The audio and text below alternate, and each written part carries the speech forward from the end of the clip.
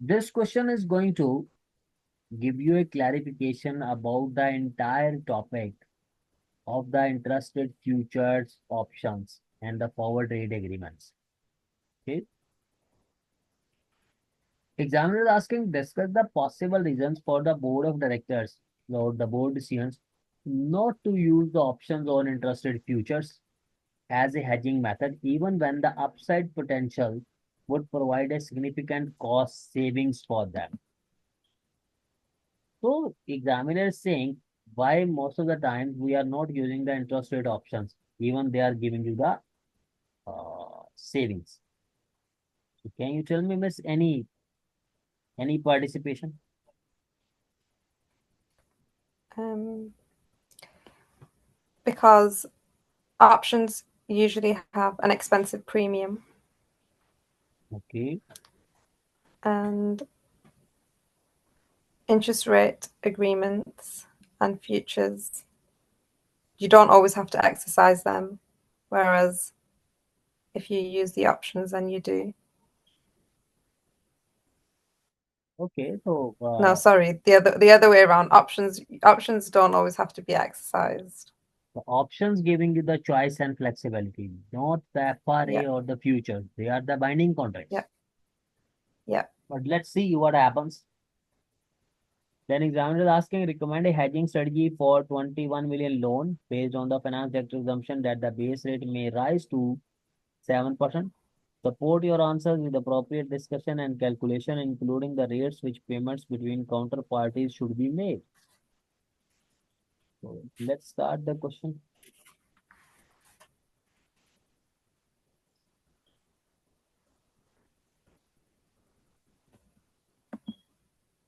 So D company is a company which was created by an act of parliament with the responsibility of regenerating the harbor area in the city of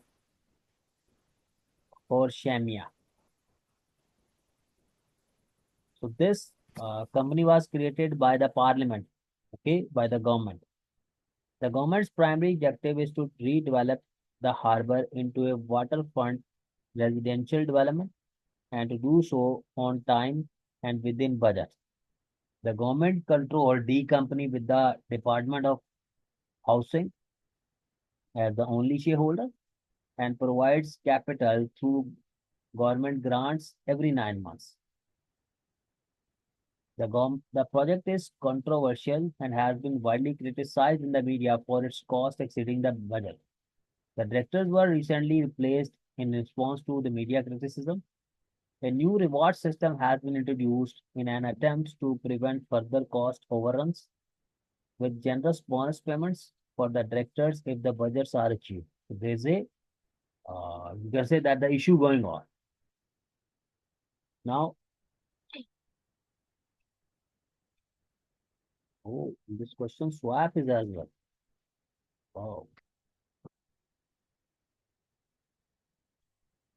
Now, today is 1st February. District Treasury Manager expects to borrow 21 million on 31st May. The loan will be repaid on 31st October when the next government grant is due. So, Miss, tell me, what will be the loan period in this question? Tell me,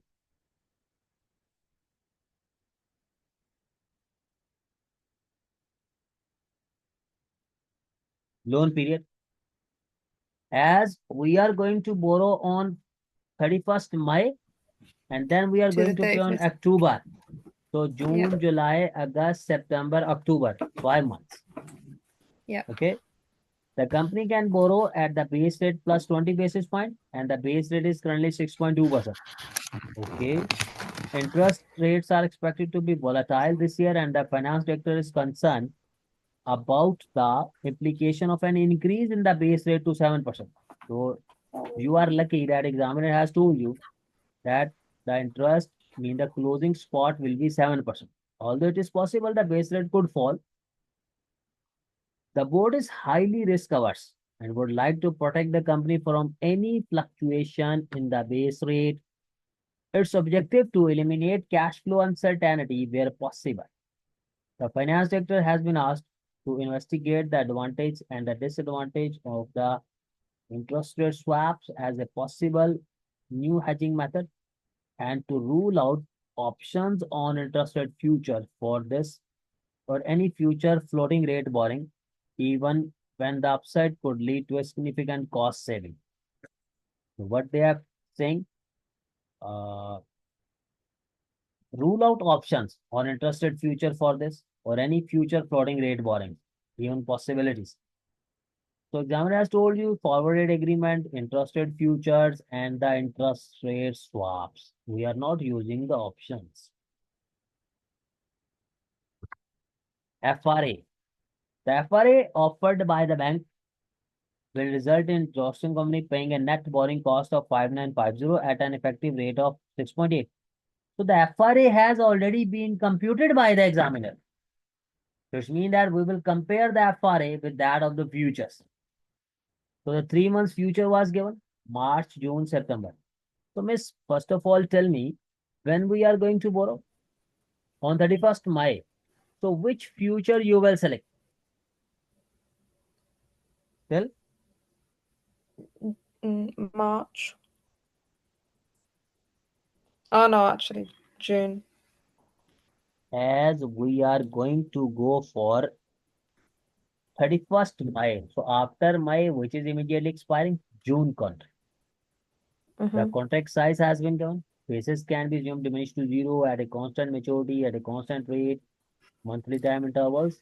It can be assumed there is no basis risk and there are no margin requirements. Then D company has identified a possible swap counterparty K company, which can borrow at a base rate of 1.1 or fixed borrowing rate 7.4. D company has been quoted a fixed borrowing rate 6.9. Assume the gain from the swap will be split equally between the two companies. Okay.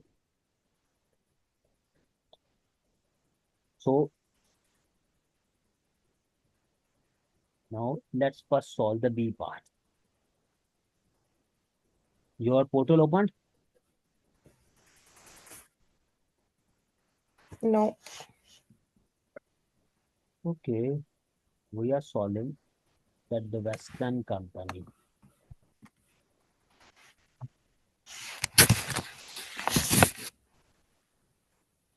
So first we are solving the futures. In the futures, first amount borrowed.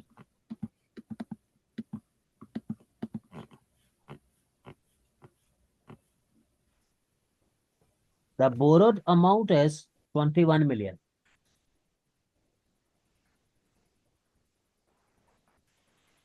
Then, as this is a borrower question, so we will say sell June future. Why June future? Because we are going to borrow on 31st May. So after 31st May, immediately expiring is the June. So the June future price was given as 93.35. So I told you people always solve 100 minus language 93.35. What is the answer?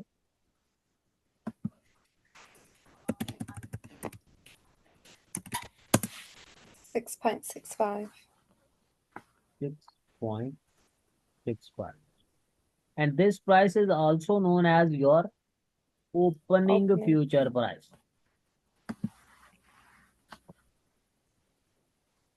Now, calculate the number of contracts. Number of contracts is having a formula, amount of loan, 21 million. Contract size. The contract size was given in this question as 250,000. So how much that will be in the millions, miss?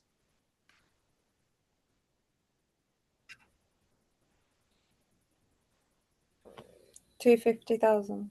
250,000 divided by 1 million. How much? Because we are taking the millions common. 2,500. No, 2,500. no, miss. What you doing? 250.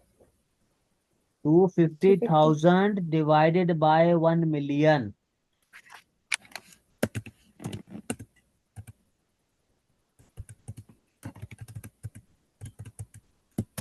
Not 0.25. 0.25. Yep. The loan period we have already said 5 months divided by 3. What are the number of contacts coming?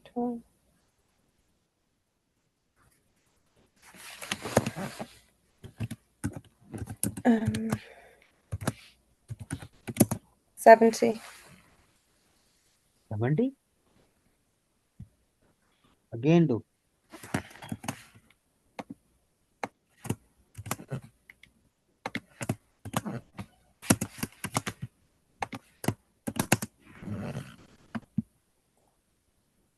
Yeah, 70.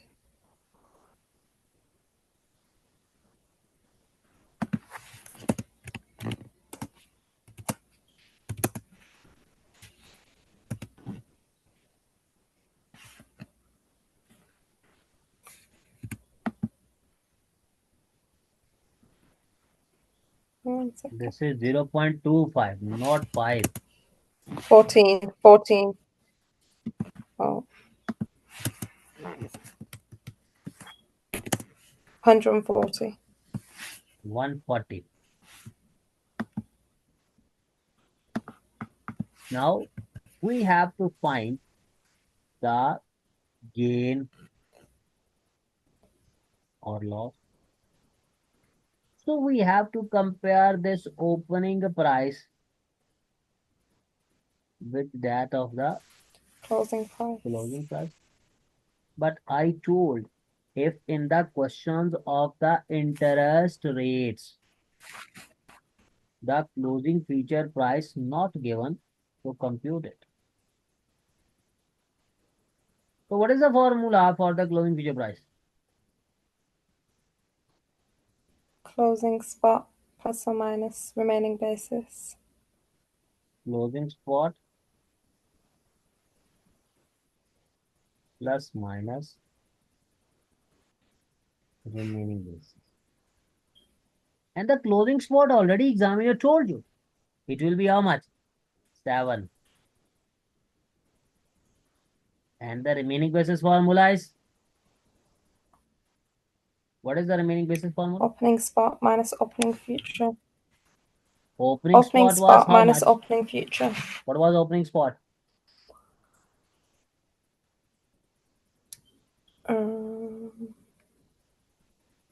It was told 6.2.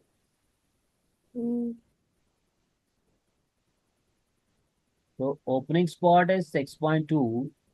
Opening future is 6.65. What is the current date today? 1st February. And future we have selected for June. So 30th June. So how much it will be? 0.45. Ignore the negative. Divide by total months from February to June. How many months? 5. 5. And when we are going to do the transaction? 1st May. And When we are going to do the transaction? 1st of May. 1st May. So from May, June, how many remaining months? 1. 31st May is 1 month remaining. So how much are the remaining basis? 0.09. So what is the trend? From 1st February to June, the trend is increasing. So add 0.09. So how much this is coming? 7.09. Opening price was 6.65%. Closing is 7.09. So tell me, this is a gain or loss?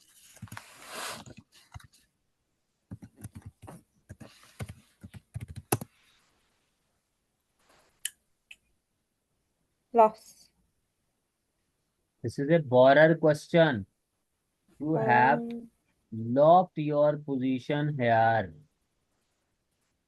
Market has gone upwards. You are going to pay 6.5. This is a gain. How much is the gain? 0.44. 0.4.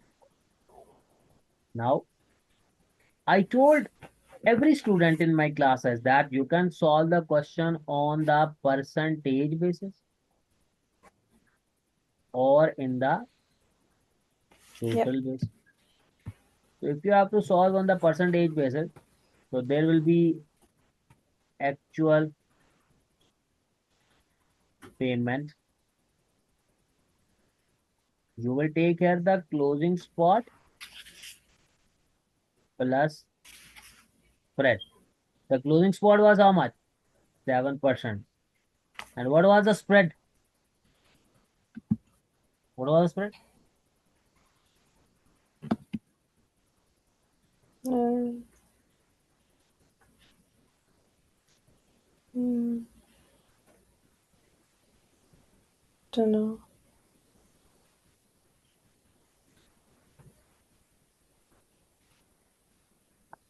The examiner told you that how much? 20 basis points. Okay. So 0.20. So this will be how much? 7.20. And there was a Yep. gain. How much is the gain? 0.44.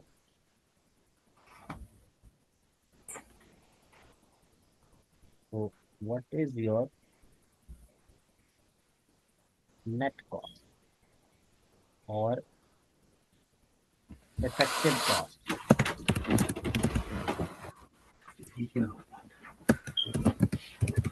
How much? 6.76. 6.76. But if you want to solve on the percentage basis, this amount will be further multiplied by the loan amount, multiply by loan period. So that was 5 over 12. How much your Over amount is 12. coming in the Yep. millions?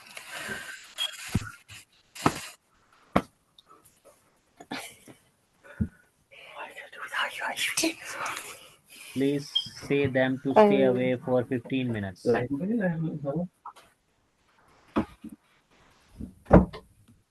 This is coming as 630,000.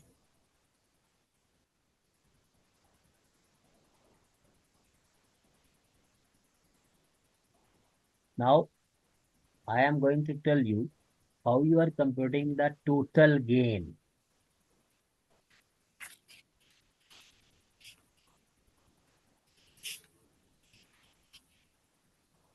Total gain is equal to gain in ticks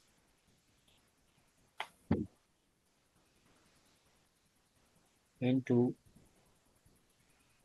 tick value into number of contracts. contract. The gain was 0.4. So if 0.44. you are solving Yep. the interest rate question, divide this by Mm-hmm. 0.01. And if it had been a question of the currency, then 0.0001. Tick value. Tick Okay. value formula. Contract size Contract size, that times was by 250,000 into yep 0.01% into 3 over 12. times What is this tick value coming?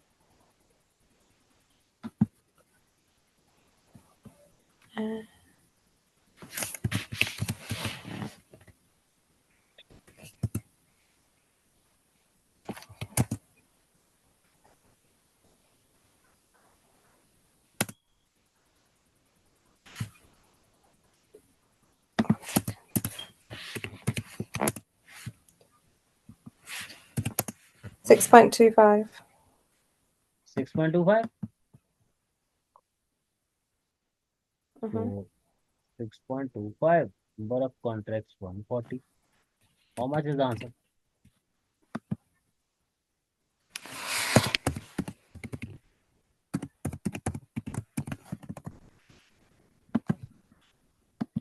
Mm.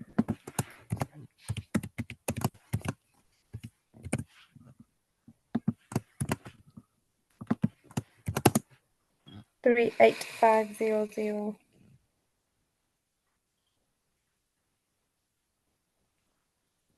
So your net cost 591,500. And again, if you want to compute the effective rate, 591,500 divided by loan amount, which was 21 million,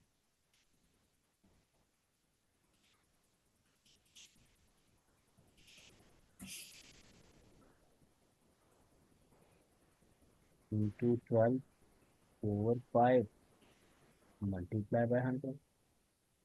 So you will get 6.67.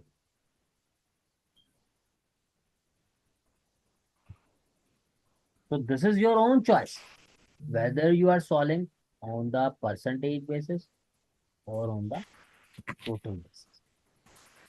Now the last one. Do you ever have to show both, or is it just the one? No, one. Whatever you want. But I will say Okay. go for the percentage basis because it is the time saving. But Yep. if the examiner, for example, specifically mentions that you have to show the full form, then you have to follow. Okay. Okay.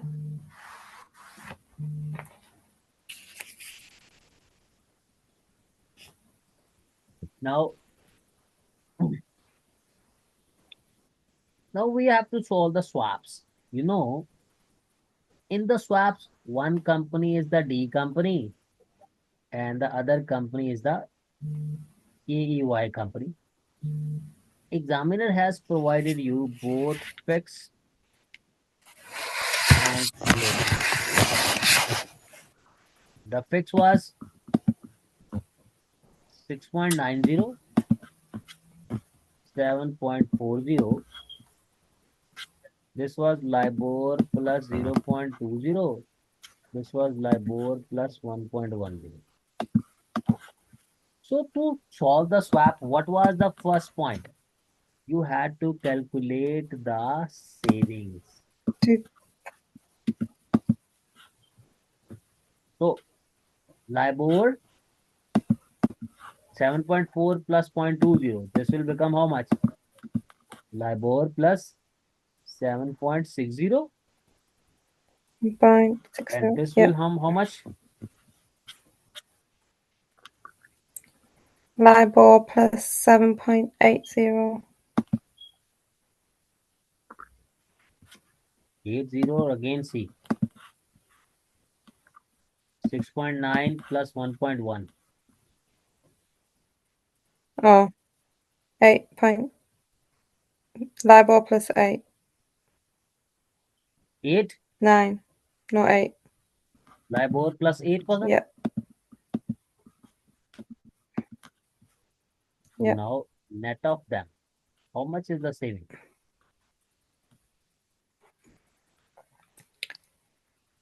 0.4. Minus 2. Now Yep. you have to decide which company will buy now at floating and which company will buy at variable or fixed. Which company? See, the point was for the D company, the fixed and floating, they both are favorable. So you will say D company has an advantage both in fixed and floating rates, but the floating rate advantage is greater. Why? Because the fixed at this will be fixed, but the floating may decrease further. So you will say D company will have now mean before swap floating and other party at fix. Okay. Now examiner told you that what will happen? This savings will be distributed equally between these two parties. Distribute them. The D company will get how much? 0.4 divided by 2. How much? 0.20. This company is also having 0.2. Yep. 0.2. We are equally dividing. It's mean that after swap, each company will be having a benefit of 0.20. Now, Yep.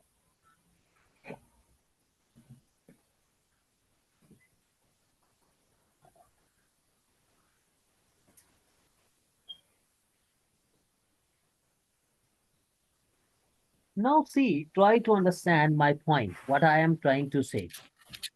We said that the company in the floating and other company at fix. So it's mean that after swap, what will happen? After swap,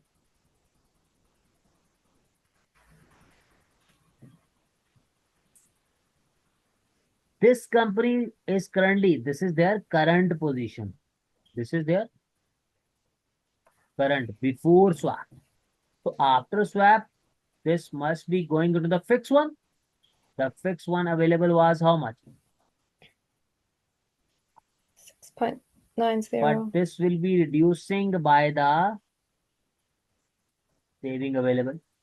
So this company will ultimately pay 6.70. This company before swap is having the fixed. So after swap, going into the variable. LIBOR plus 1.10. But this will be reduced by the savings available. So how much this company will pay? LIBOR plus LIBOR plus 0.90. 0.9. Now, the last point, how swap works.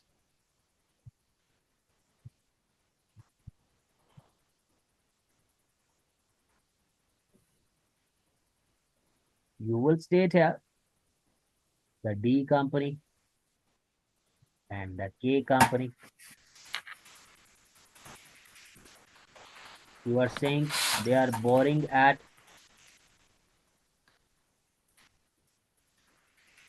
this is borrowing at variable LIBOR plus 0.2,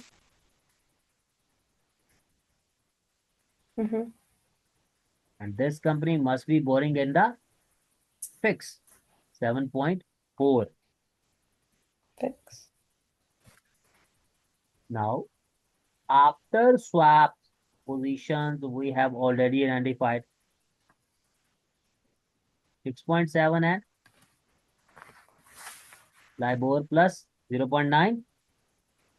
There should be 6.70. Yep.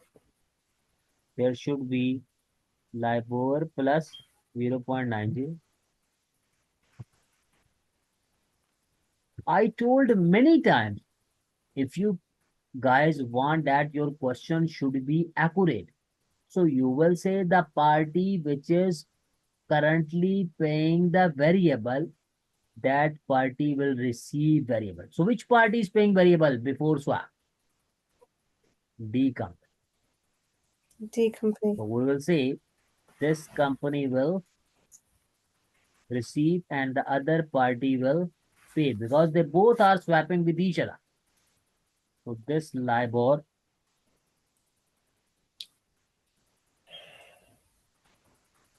will be received and this company will be paid.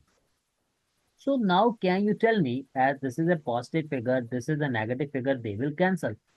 So what will be the balancing figure here that your answer is coming as 6.7? Can you tell me what is the balancing figure? Easy. 6.7 minus 0.2. How much? Nine. 6.5. Six. So we will say now 6.5. this party will pay and the other party will receive. This party will pay 6.5%. This party will receive 6.5%. So now, miss, can you acknowledge 6.5 negative, 0.2 negative? This is giving 6.7 negative. And this is the LIBOR 6.5 Yep. plus 7.40 minus 6.5. It is coming as 0.9. This is a positive figure. Yep. This is a negative figure. So this is the swaps. Now only the discussion of this question.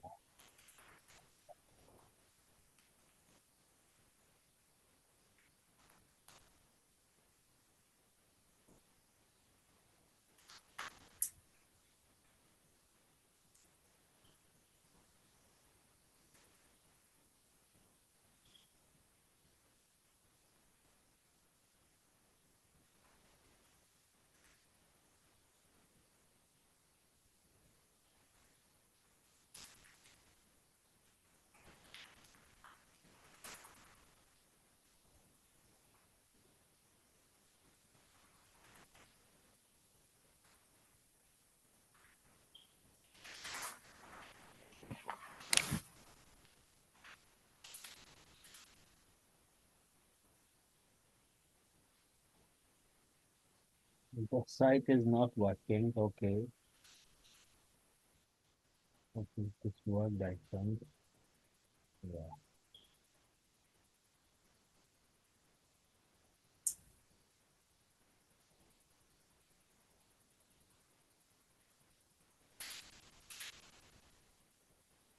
Okay, the site is not currently working, so let's discuss.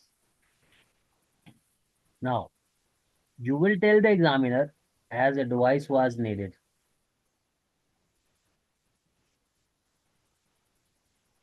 So all three hedging choices provide very similar results. The results are similar.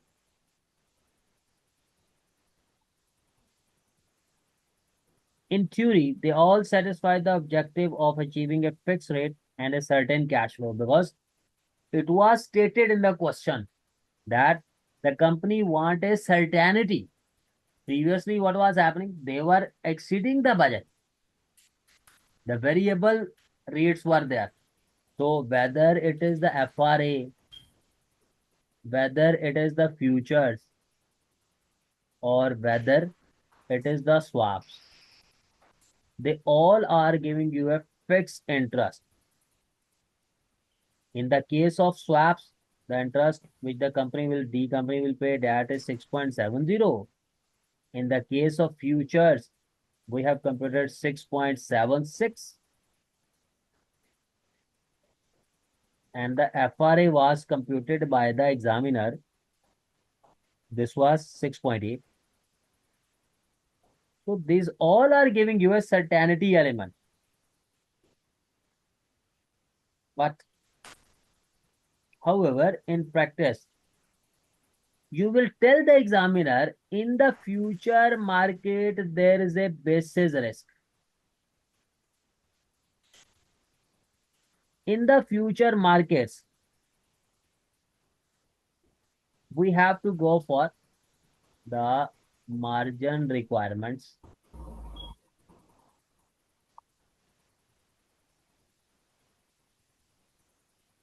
Now, if we talk about the swaps and the FRA, the futures are exchange traded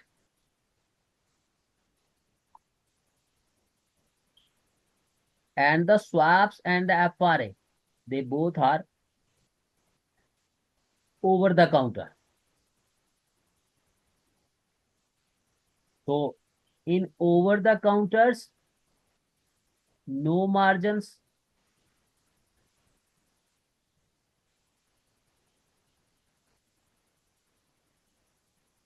But in over the counters, there is a risk of default because the swaps and the forwarded agreement you can do with a person as well. Here, less risk of default because the clearing houses are involved.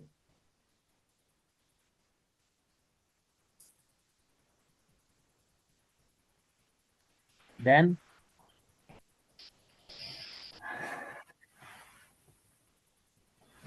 if you have to tell the examiner, then you will tell the forwarded agreement may be preferable since the intermediary will be the bank. Here, the bank is the intermediary.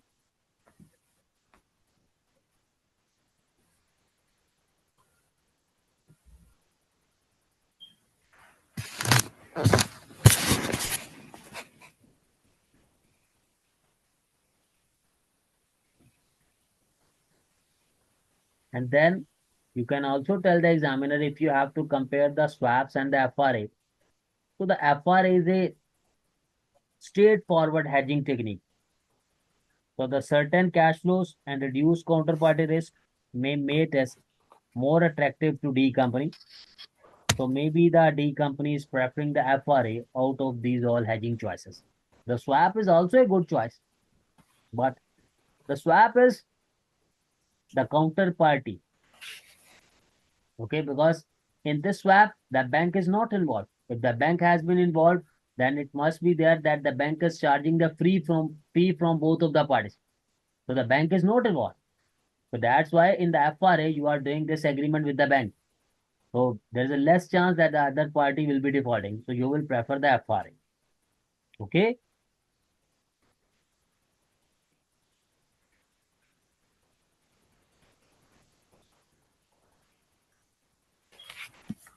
Now Yeah. the A part of the question,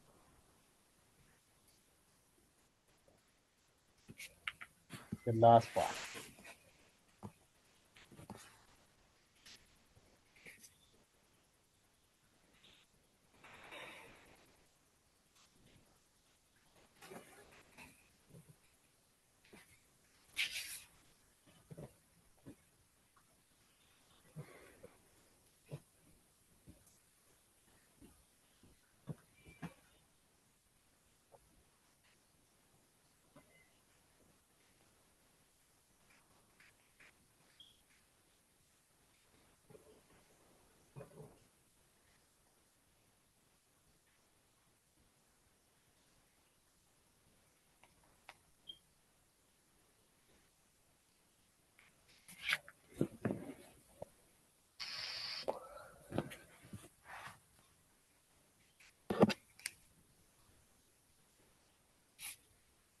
Now, same as the government funding the regeneration Yeah. project.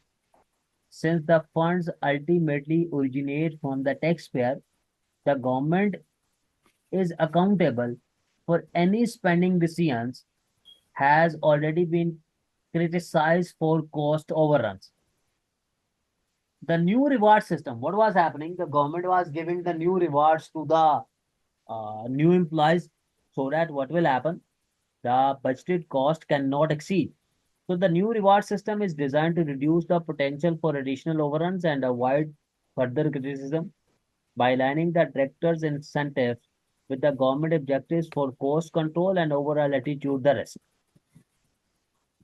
The board's risk aversion is a function of these new incentives and prevents it from considering options on interest rate futures when the upside potential could provide a significant saving. A risk-averse decision maker will always choose a fixed rate over a variable rate when the downside variable outcome is lower than the fixed rate. What is happening? You know the options. The options are giving you a choice and flexibility. When the option is favorable, we will avail. Otherwise, the option will lapse. So the government was trying to control the cost. They want a certainty that in advance what will be the cost. But in the case of the options, that is not the certainty element. That's why what they are doing. A risk averse they are. So decision maker will always choose a fixed rate over a variable rate. So this is true when there is a considerable upside potential. The option premium is likely to be significant, and the implication is that the option will be more expensive than the alternatives under the worst case scenario. In summary, any gain from the upside is outweighed by the board's requirement to control cost if the worst case scenario happens. So this was a very good question as well.